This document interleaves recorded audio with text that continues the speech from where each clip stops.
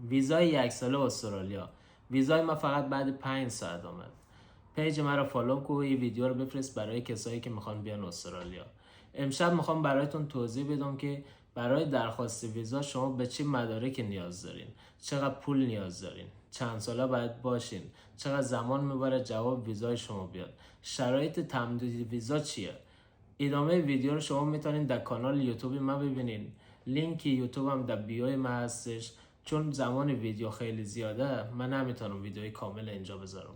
سلام دوستا، خواستم خودم کوتاه برای شما معرفی بکنم. اسم من حسین هست. بالای 12 سال در آلمان زندگی کردم. الانم بیشتر از 1 سال در استرالیا زندگی میکنم. یکی از دلایل اصلی از اینکه من از آلمان اومدم استرالیا آب و هوای سرد آلمان بود. الان در شهری هستم که حتی زمستان هم گرمه و شما میتونین از زندگی در اینجا با رفتن در ساحل لذت ببرین. دوستا، شما میخواین بیاین استرالیا و نمیدونین چجوری درخواست ویزا رو بدین. شما باید پاسپورت اروپایی داشته باشین.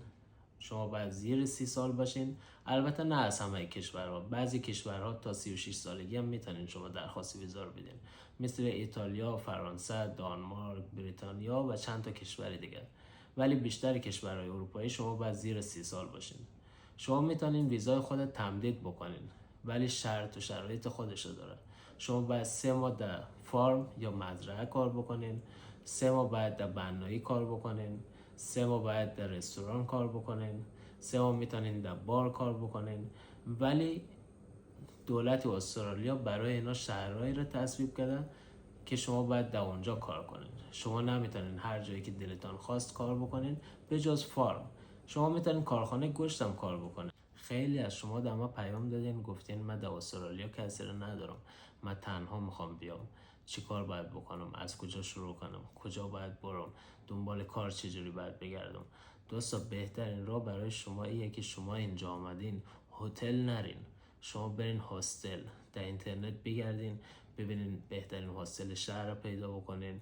بهترین هاستل شهر بریزبن، سیدنی یا ملبورن، جایی که بکپکرها میان زندگی میکنن. شما معمولا در داخل از این هاستلا با آدمای خیلی زیادی میتونین آشنا بشین که اینا از اروپا آمدن و بعضی از این هاستلا برای شما کارم پیدا میکنن و خودتان میتونین دنبال کار در فیسبوک دنبالش بگردین. به نظر من شما میتونین با این ویزا اینجا خیلی تجربه های عالی داشته باشین. شما میتونین آدم های جدید رو بشناسین. شما میتونین حتی خودتان رو بهتر بشناسین. از آب و هوای گرم اینجا لذت ببرین و 1 سال از آب و هوای سرد اروپا دور باشین.